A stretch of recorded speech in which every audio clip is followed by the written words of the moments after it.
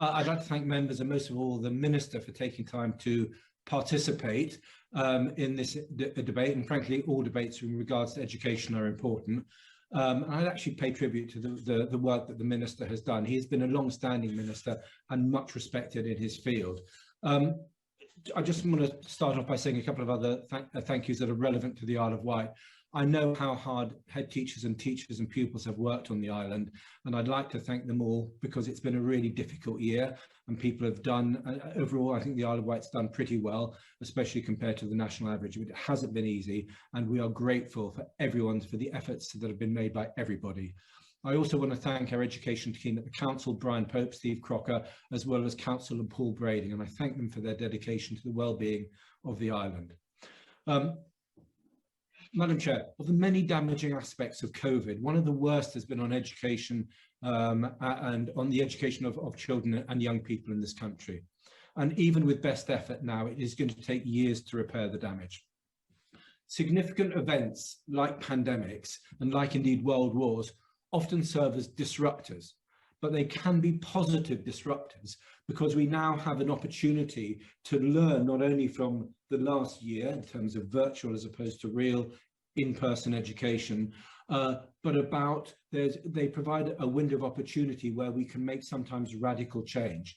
And I'm just going to look at 2 or 3 ideas here to suggest potential changes to the education system that could benefit not only folks on the Isle of Wight, but everyone in the UK. And as I say, the pandemic is no different to significant disruptor episodes, and it has identified some important issues. So in healthcare, for example, the link between health and the care home sector, or the lack of it, and how they worked during the pandemic. And I therefore want to take these opportunities to ask some big questions about how things can be done differently in education. As I said, I'm aware that the Minister's been in his post for some years, so I'm trying to frame this debate in terms of asking questions of the Minister, because I know that he has significantly more expertise than myself in this matter. There are 3 things I'd like to look at, as I say, first of which is term time, and I know the Secretary of State has spoken about that recently. Secondly, the use of technology to improve education, and thirdly, how government works in a more integrated and coherent way. And I'm going to make some references to my constituency too. Madam Chair, I think the 3-term system, the 3-term school years absolutely had its day. We have not lived in an agrarian society for the best part of 150 years, if not 200 years. Children, teenagers, young people no longer need to go and help in the harvests for a 6 or 7 week period over summer. And we haven't had to do so for decades, if not a century or 2. And we know that long holidays can damage kids' learning. I remember going back to school in September, pretty much having forgotten everything that I learned in the previous year, because in the 7 weeks over summer, you simply switch off. And research shows that the poorer the children, the poorer the kids, the worse the damage. And additionally, poorer children are less likely to take part in enriching activities in summer, such as travel abroad, are sadly more likely to be malnourished, and are more vulnerable to isolation and periods of inactivity. And this is a social and mental health problem, as well as an educational problem. And when the Secretary of State said we should be looking to move to a 5-term year, I completely agree, and I think we should be doing so permanently. Now, whether it's a 4-term or 5-term year, maybe a royal commission or something, a significant commission looking at the future of education could be looking at. But I do think we need to split up the term time to have shorter terms, but more consistent terms throughout the year. So yes, we still need summer holidays, but they can be staggered depending on the exact school term for any academy or county, with changes in term time. And holidays don't have to be crammed into the 6 and 7 weeks in summer, but could be taken in June or July or August or September, depending when the exact term time falls for any given school. Indeed, Madam Chair, why do we have a term that goes from September to July? Why not from January to December? Why should we be having exams in summer, which is full of, disruption, because summer's fun, you want to be outside, but it's a very distracting time of year. Why not have exams in March or April over a winter period where, frankly, it's more likely to be able to encourage kids to work at home and to study because it's raining outside or because it's cold? So that's the first point, just about term times and exam times. And there is an argument now that if we think it's right to do something, let's get on and let's do it. Second point, using technology to improve education.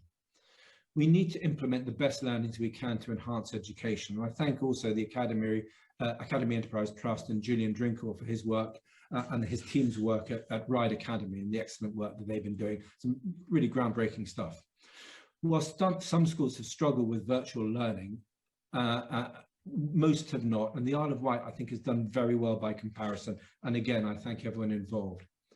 But we need to take the lessons from the pandemic and find the best balance for in-person teaching, but also for virtual learning, because kids need to learn to react with screens as well as in person. I know there's an issue, people saying that sometimes children are watching too much TV at home, etc. But in the school place, screens can be a great way of encouraging engagement with technology. And everyone is going to be living virtually online and in person now. And this is not an option. Every child should have a tablet or laptop for the duration of the schooling in the same way that they would have had a pencil and notebook 50 years ago. And sometimes actually screens, certainly when it comes to exams and testing, screens can be almost a non-stressful way of encouraging testing at the end of a lesson or at the end of the day or at the end of a week. And so testing becomes part of support for children and indeed for teachers rather than painful occasional hurdles that need to be overcome.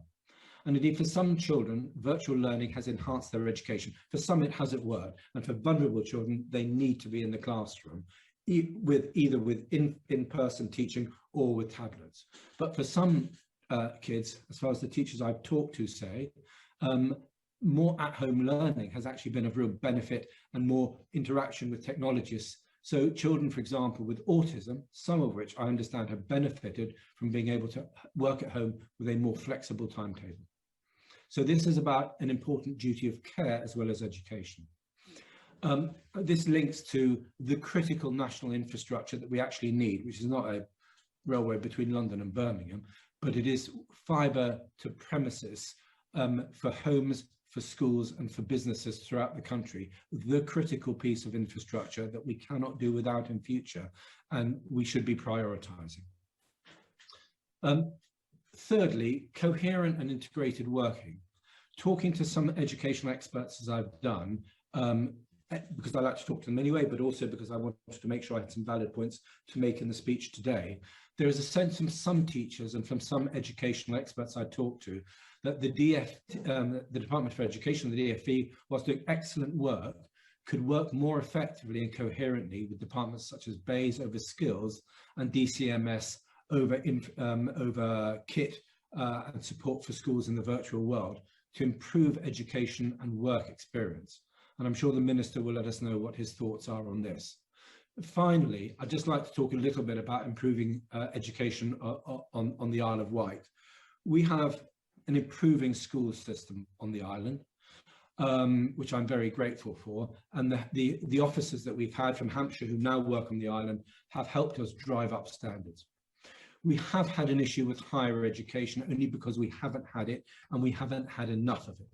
And my huge frustration has been that for 30 years, whilst higher education in Bournemouth and Portsmouth and Southampton and Brighton have driven not only education in those cities, but also student life and prosperity, bringing prosperity for those city centres, that education revolution has completely passed the Isle of Wight by, which is painful for us. And the worst thing about it for me is that if you're young and smart and you wanted to get a degree, pretty much you have had to leave the island. And that inability to keep our most talented people has been a problem for us, because once kids leave, they may not come back until they're 50 or 60 or 70, and they may come back to retire, but getting them back has been a problem. And so I would like very much to be doing more to develop higher education and a higher education campus specifically in Newport. We have the Isle of Wight College on the island under the excellent leadership of Debbie Levine.